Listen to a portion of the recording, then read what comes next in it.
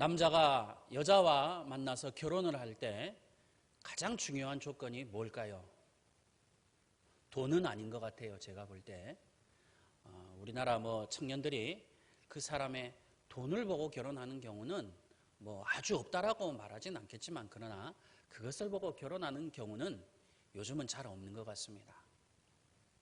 결혼의 중요한 조건, 학벌도 제가 볼 때는 아닙니다.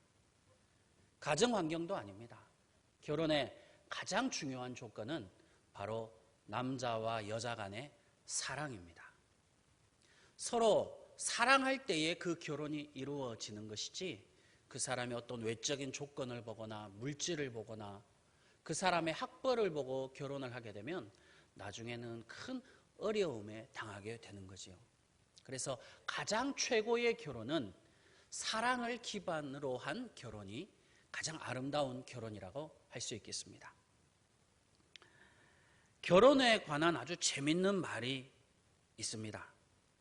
잘생긴 남자와 예쁜 여자가 결혼을 하면 둘이 참 잘 어울린다라고 그래요. 그런데 남자가 못생겼는데 여자가 너무 예뻐요. 그 둘이 결혼을 하면 저 남자가 돈이 많은가 보다. 그런데 못생긴 남자와 못생긴 여자가 결혼을 하면 둘이 정말 사랑하나 보다. 그런 얘기를 합니다. 사랑하면요, 못생긴 얼굴도 예뻐 보입니다. 그런데 미워하면요, 아무리 예쁜 얼굴을 가지고 있어도 미워 보인다라는 거예요. 사랑은 모든 허물을 다 덮어줘요. 모든 잘못을 다 용서해 주는 거예요. 그게 바로 사랑의 힘입니다. 신혼부부들을 보세요. 좁은 단칸방에서 살아도 얼마나 행복합니까? 가진 것이 없어도 얼마나 즐겁습니까? 그게 왜 그렇습니까? 사랑이 있기 때문에 그래요. 그것이 바로 사랑의 힘이에요. 예수님을 사랑해 보세요, 여러분. 가진 것이 많아도 행복하지만 가진 것이 없어도 행복해요. 넓은 집에 살아도 행복하지만 좁은 집에 살아도 즐거운 거예요.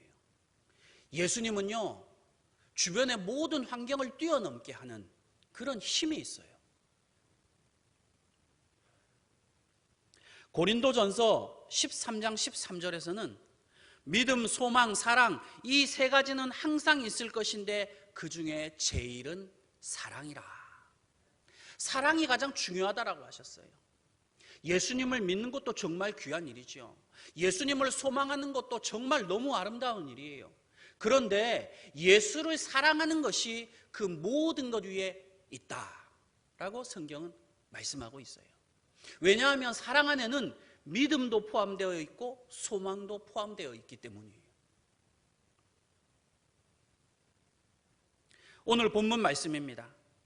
내가 내게 말하노니 그의 많은 죄가 사하여 줬도다. 이는 그의 사랑함이 많음이라.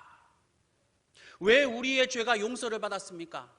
왜 우리가 하나님의 자녀가 되었습니까? 예수께서 우리를 사랑하시고 또한 우리가 예수를 사랑하기 때문이에요. 예수님과 우리를 연결하는 끈은 사랑입니다. 예수님께서 왜 십자가에 못 박혀 죽으셨습니까? 우리를 사랑하시기 때문이에요. 사랑이 가장 귀한 거예요. 사랑이야말로 기독교의 핵심이요, 기독교의 본질이에요. 왜 성경에서 가정이 가장 중요하다라고 얘기하는지 아세요? 사람이 태어나서 제일 먼저 사랑을 경험하는 것이 가정이기 때문이에요. 어릴 때 가정에서 사랑을 받고 자란 자녀들은 나중에 커서도 다른 사람을 사랑하게 돼요. 자녀를 사랑하게 돼요. 행복한 인생을 살게 되는 거예요. 그런데 어릴 때 가정에서 사랑을 받지 못하고 폭력을 당하는 아이들은 사랑이 뭔지 모르는 거예요. 가정을 버리고 나간 사람들을 보세요. 여러분, 그들에게 기쁨이 있던가요? 즐거움이 있던가요? 행복이 없어요. 잠깐 행복할 수는 있어요. 그런데 그것은 참 행복이 아니에요. 그리고 오래 가지도 않아요. 가정을 버리고 나간 사람들은 행복을 쫓아 나간 것이 아니라 정욕을 쫓아간 사람들이에요. 죄를 쫓아간 사람들이에요. 쾌락을 쫓아간 사람들이에요. 쾌락의 끝은 실망밖에 없어요. 절망밖에 없어요. 후회밖에 없어요. 예수님을 사랑하는 사람은요, 가정을 사랑하게 돼 있어요. 예수님을 귀하게 여기는 사람은요, 자기 가정도 귀하게 여기는 거예요. 가정이 행복하게 되는 일이, 그 방법이 세상에 있는 게 아닙니다. 예수님에게 있어요. 예수만 잘 믿어보세요. 예수만 잘 섬겨보세요. 가정이 저절로 화목해지는 거예요. 예수님이 계시면 되는 겁니다. 예수님이 함께 계시면 되는 거예요. 안 되는 게 없어요. 여러분, 하나님의 아들이 계신데 어떻게 복을 받지 않을 수 있겠어요? 가는 곳마다 승리를 하게 해주시는 거예요. 여러분이 손대는 일마다 복을 받게 하시는 거예요. 젖과 꿀이 흐르는 땅으로 인도해 주시는 거예요. 뿐만 아니에요. 하나님의 아들 예수 그리스도께서 함께 계시면 구원의 문이 열려요. 천국의 문이 열려요. 영생의 문이 열리는 거예요. 하지만 예수가 없는 곳에는 저주밖에 없어요. 심판밖에 없어요. 지옥 형벌밖에 없는 거예요. 예수님을 믿어도 어떻게 믿느냐가 중요해요. 건성으로 믿으면 안 돼요. 사람을 믿듯이 믿으면 안 돼요. 친구를 대하듯이 대하면 안 돼요. 예수를 믿을 때는 제대로 예수를 믿어야 해요. 똑바로 예수를 믿어야 해요. 끝까지 예수를 믿어야 해요. 하나님으로 예수를 믿어야 한다라는 거예요. 교회를 다니다가 도중에 포기하는 분들이 가끔 계세요. 믿음 생활을 하다가 중도에 하차하는 분들이 계세요. 근데 그러면 안 돼요. 예수를 믿다가 중도에 그만두는 것은 차라리 처음부터 안 믿는 것만 못하다라는 거예요. 예수를 한번 믿기로 작정을 했으면 끝을 봐야 돼요. 끝까지 가야 돼요. 나는 예수님이 없으면 나는 한순간도 살 수 없다. 그런 마음으로 예수를 믿어야 하는 거예요. 요즘 삼성이나 LG 같은 대기업들 보세요. 참 삼성, LG, 현대 참 좋은 기업이지요. 삼성 같은 곳은 저는 몰랐는데 서울대 가기보다 힘들다고 하더라고요. 그래서 삼성고시라고 한대요. 연봉도 굉장히 많이 준다고 하더라고요. 그런데 여러분, 삼성에서 그 많은 연봉을 줘가면서 무능한 사람을 뽑지는 않을 것 같아요. 그렇죠? 게으른 사람, 무능한 사람, 무식한 사람은 안 뽑을 것 같아요. 삼성은요, 아주 최고의 인재만을 뽑아요. 똑똑한 사람을 뽑아요. 대단한 사람을 뽑는 거예요. 그게 세상의 이치예요. 우리가 그것 가지고 슬퍼하거나 노여워할 필요는 없어요. 예수님께서는 어떤 사람을 뽑으셨을까요? 예수님께서 사람을 뽑으실 때는 조금 이상해요. 세상의 기준과 달랐어요. 조금 다른 게 아니라 세상과 너무 많이 다른 거예요. 예수님은 대단한 사람을 부르지 않으셨어요. 똑똑한 사람을 부르지 않으셨어요. 좀 무식한 사람을 부르셨어요. 어리석은 사람을 부르셨어요. 미련한 사람을 부르셨다라는 거예요. 참 이상하죠. 제 생각에 기왕이면 똑똑한 사람을 데려다갔으면 여러분 얼마나 편합니까? 하나를 얘기해주면 10개를 알아듣고 알아서 일을 착착 해내니 얼마나 수월해요. 그렇죠? 기왕이면 좀 똑똑한 사람을 뽑으셔야 되는데 안 그러시더라고요. 좀 높은 자리에 있는 사람을 데려다가 제자를 삼으면 얼마나 좋아요. 데리고 다니기에도 좋잖아요. 사람들한테 자랑하기도 좋고. 얘가 내 제자인데 얘가 저기 왕족이야. 얼마나 좋아요. 그렇죠? 그런데 예수님은요, 별 볼 일 없는 사람들을 부르셨더라고요. 어디 데리고 다니다가 어디 데리고 다니기에도 좀 창피한 사람들, 좀 그렇게 무능한 사람들, 좀 어리석은 사람들을 부르셨어요. 왜 그러셨을까요? 예수님 당시에 똑똑한 사람이 없었을까요? 아니에요. 당시에 귀족과 왕족 중에는요, 대단한 사람이 많았습니다. 지식인이 많았어요. 똑똑한 사람이 많았습니다. 바리새인이나 서기관처럼 말 한마디면 머리가 팍팍 돌아가는 사람들이 많았어요. 그런데 예수님께서는 그런 사람을 제자로 한 사람도 안 부르셨어요. 놀랍지요? 예수님께서 부르신 사람들을 보세요. 베드로를 보세요. 요한을 보세요. 야고보를 보세요. 어부예요. 아침부터 저녁까지 물고기만 잡는 사람들이에요. 무식했어요. 어리석었어요. 미련했어요. 그런데 그들에게는 장점이 있었죠. 누구보다도 순수했어요. 누구보다도 진실했어요. 어린아이 같았어요. 이 사람들이 얼마나 순수한지 예수님 말씀 한마디면 자기 생명을 걸고 순종하는 거예요. 성경을 보면요, 베드로는요, 예수님 말씀 한마디면요, 옷을 입고 있다가도 바다에 막 뛰어들어요.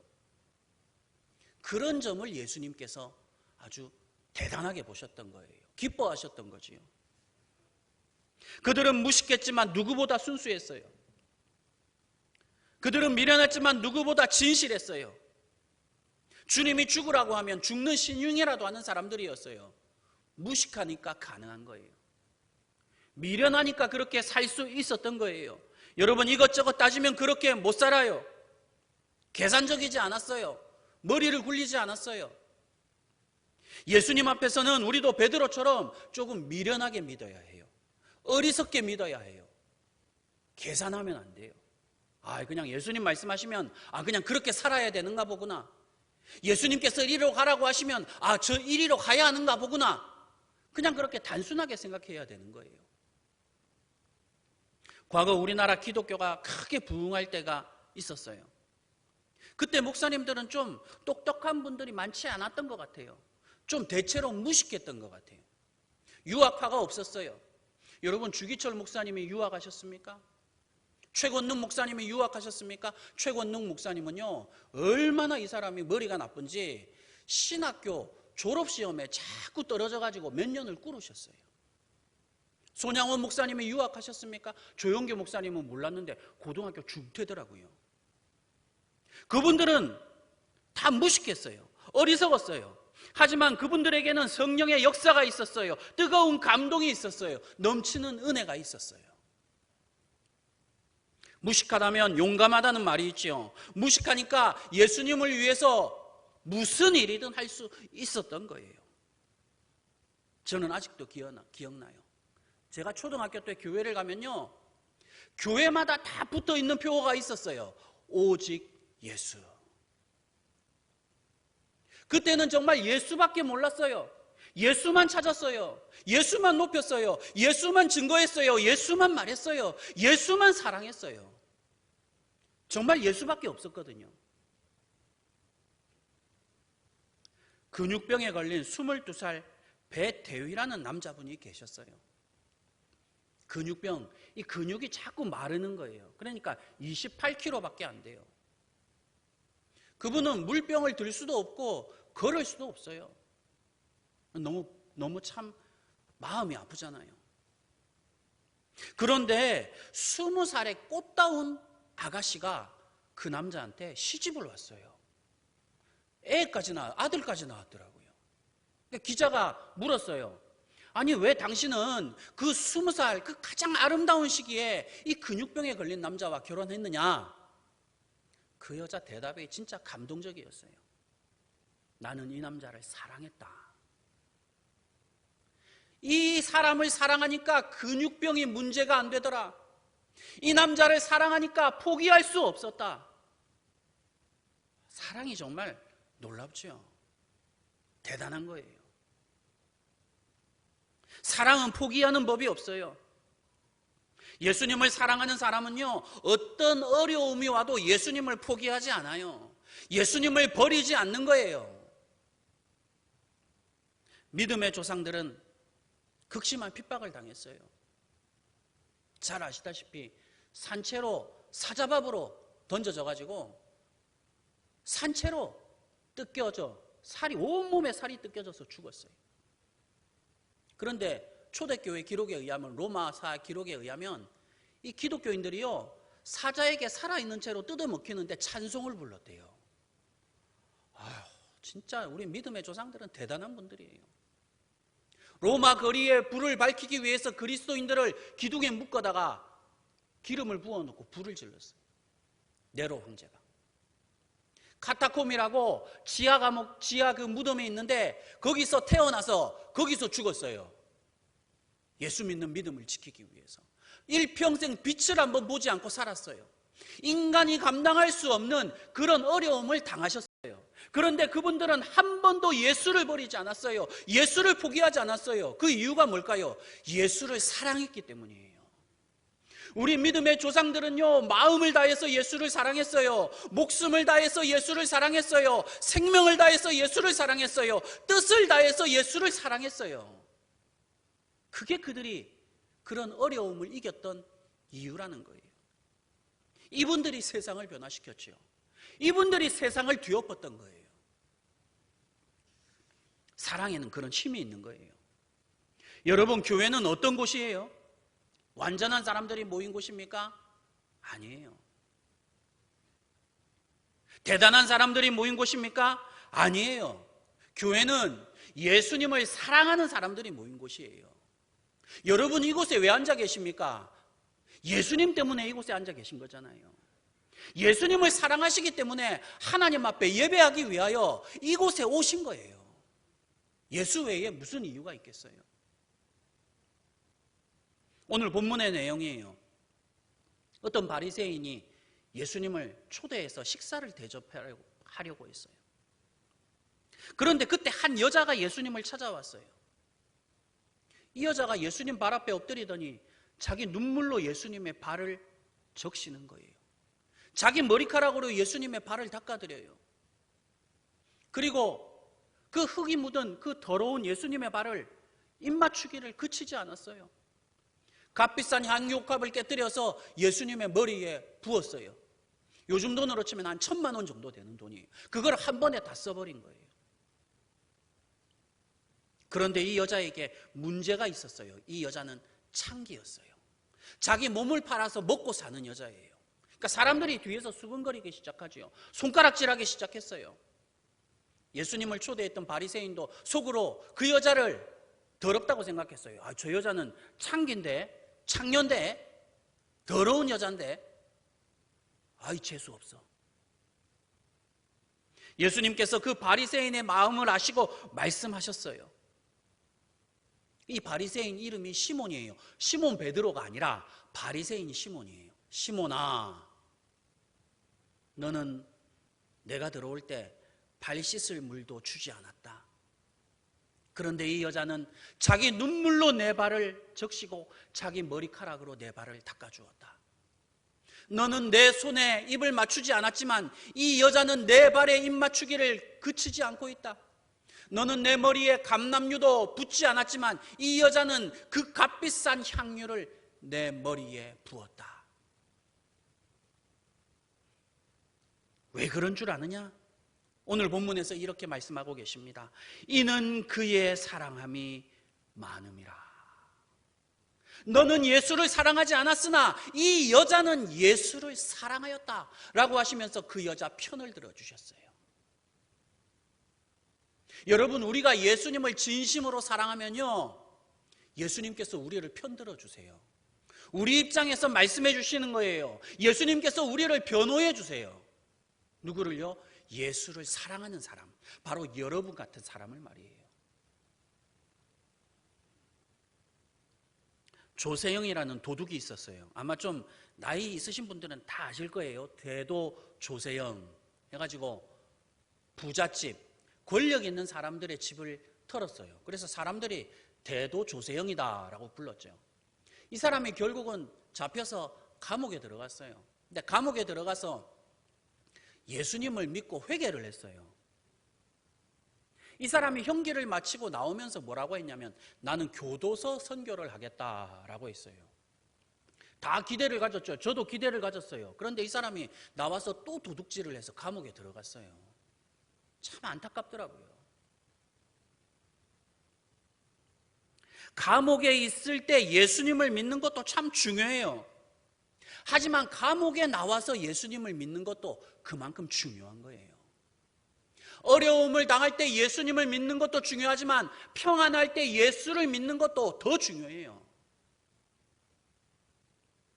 감옥에 들어가면 회개하는 사람이 많아요. 눈물을 흘리면서 아이고 목사님, 내가 여기서 나가면 내가 진짜 교회를 잘 다니겠습니다. 그런데 감옥에서 나오면요 다 까먹어요. 영적인 건망증에 걸렸어요.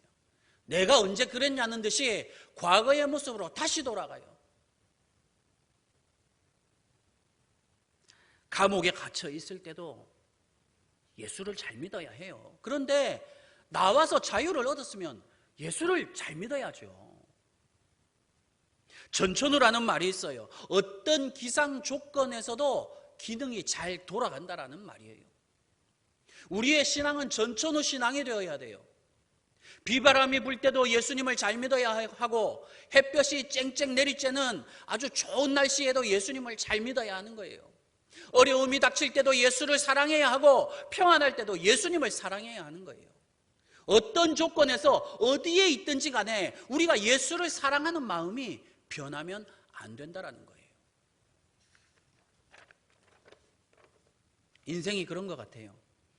항상 좋은 날만 있는 게 아니에요. 그렇죠? 그렇다고 또 항상 나쁜 날만 있는 것도 아니에요.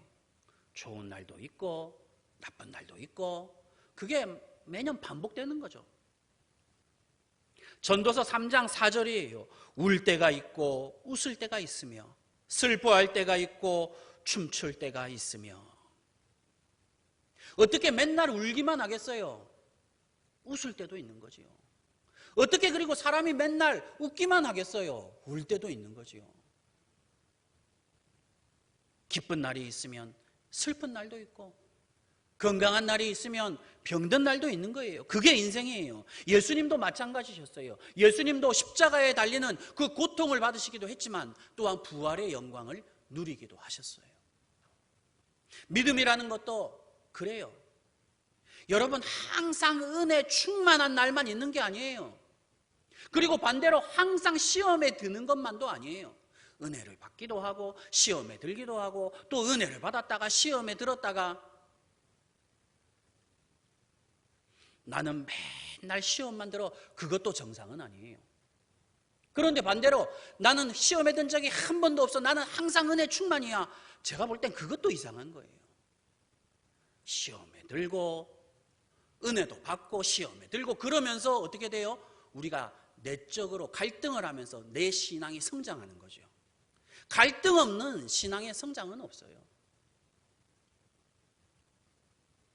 예수님께서도 주기도문에서 이렇게 가르쳐 주셨어요. 시험에 빠지지 않게 하시고, 시험을 만나지 말게 하소서라고 가르쳐 주지 않으셨어요. 시험을 만나더라도 시험에 빠지지 않게 하소서. 그게 무슨 말씀입니까? 우리는 시험을 만날 수밖에 없다라는 거예요. 사람이 살다 보면 시험을 만나지요. 모세도 시험을 만났어요. 다윗도 시험을 만났어요. 욥도 시험을 만났어요. 예수님도 시험 받으셨잖아요, 마귀에게. 하지만 그들의 공통점이 무엇입니까? 그분들은 믿음을 포기하지 않으셨다라는 거예요. 시편 37편 24절이에요. 그는 넘어지나 아주 엎드러지지 아니함은 여호와께서 그의 손으로 붙드심이로다. 여러분, 우리도 시험을 만날 수 있어요. 시험을 당할 수는 있어요.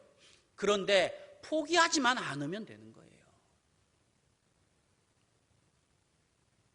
시험을 만난다, 만나지 않는다, 그게 중요한 것이 아닙니다. 진짜 중요한 것은 무엇입니까? 시험을 만나든 만나지 않든 울든 웃든 어떤 상황에서도 우리는 한결같이 예수님을 사랑하는 마음이 변하면 안 된다라는 거예요. 예수님만 붙들고 있으면 된다라는 거예요. 그게 중요한 것이지,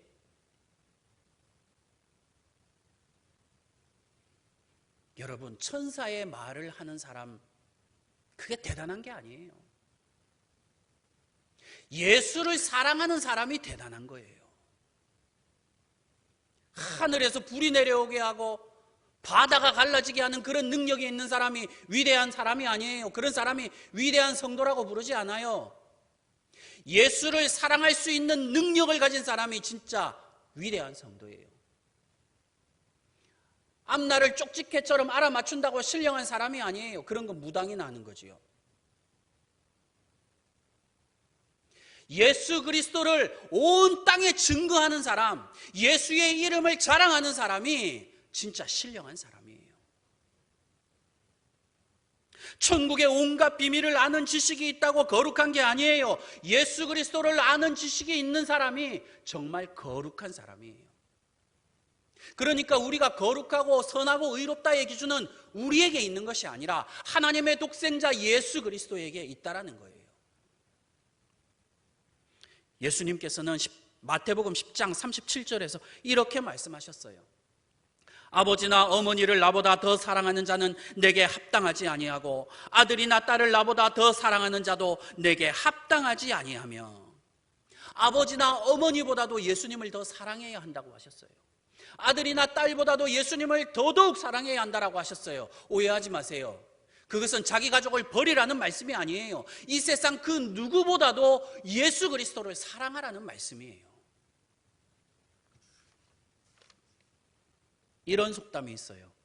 시작이 반이다. 시작이 잘못되면 벌써 절반을 실패한 거예요. 그런데 시작이 좋으면 벌써 절반이 성공한 거예요. 시작이 그만큼 중요하다라는 거예요. 단추도 옷을 매는 단추도 그렇잖아요. 단추도 첫 단추를 잘못 매면 다 잘못 매잖아요. 믿음도 첫 단추를 잘 매야 돼요. 처음 믿을 때 똑바로 믿어야 돼요. 처음 믿을 때 이상하게 믿으면요, 죽을 때까지 이상하게 믿어요. 처음 교회를 다닐 때 2단의 교회 나간 사람들 여러분 보셨어요? 그분들은요, 2단 교주가 죽잖아요. 그러면 또 다른 2단으로 가요. 절대로 정통교회를 못 들어와요. 적응을 못 하더라고요. 왜냐하면 첫 단추를 잘못 끼웠기 때문이에요. 처음 믿을 때 잘 믿어야 돼요. 그러면 죽을 때까지 잘 믿는 거예요. 처음 믿을 때 제대로 믿어야 돼요. 그러면 끝까지 제대로 믿게 되는 거예요. 처음 믿을 때 예수님 중심으로 믿으면 건강한 믿음이 되는 거예요. 절대로 사람을 보고 교회를 나오면 안 돼요. 돈을 벌려고, 장사를 하려고 교회 나오면 안 된다라는 거예요. 그러면 그 사람은 죽을 때까지 그렇게 신앙생활 한다라는 거죠. 기독교인들도 몇 가지로 분류가 돼요. 첫째는 문화적인 기독교인이 있어요. 기독교 문화권에서 태어난 사람들이에요. 그러니까 유럽이나 미국에서 태어난 사람들. 이 사람들은 기독교 문화권에서 태어났기 때문에 자신을 그리스도인이라고 착각해요. 자기가 성도라고 생각해요. 그런데 교회는 안 나가요. 부활절이나 성탄절에만 교회 나가지, 뭐 죄도 마음대로 짓고, 그러니까 구원이 없죠. 하나님을 만난 경험이 없는 거예요. 둘째는 생물학적 기독교인이 있어요. 어머니 뱃속에서부터 교회를 나와요. 좋은 일이죠. 정말 좋아요. 나쁜 거 아니에요. 오해하지 마세요. 그런데 영적으로 예수님을 만난 경험이 없는 거예요. 그러니까 어릴 때는 억지로 부모님 손을 이끌려가지고 교회를 나와요. 그런데 나중에 성인이 되고 머리가 되면 교회를 등 돌리게 되는 케이스죠. 그러니까 구원이 없죠. 셋째로는 영적인 기독교인이 있어요. 이런 사람들은 예수님을 영적으로 만난 사람들이에요. 예수님을 경험한 사람들이에요. 예수님을 체험한 사람들이에요. 예수님을 사랑하는 사람들이에요. 이런 사람들이 하나님의 나라를 소유하는 거예요. 이런 사람들이 구원을 얻는 거예요. 천국을 소유하는 거죠. 말씀을 정리하고 마치겠습니다. 우리는 완전한 존재가 아니에요. 대단한 존재도 아니에요. 거룩한 존재도 아니에요. 신이 아니에요. 우리를 거룩하게 하는 것은 우리의 의지와 노력이 아니에요. 오직 하나님의 독생자 예수 그리스도의 피가 우리를 거룩하게 하신다라는 거예요. 예수님은 사람이 누릴 수 있는 최고의 가치예요. 인류 역사상 가장 놀라운 진리예요. 예수님은 가장 위대한 기적이에요. 이런 놀라운 예수님을 세상 끝날까지 사랑하는 주의 백성이 되시기를 주님의 이름으로 간절히 축원합니다. 기도하겠습니다.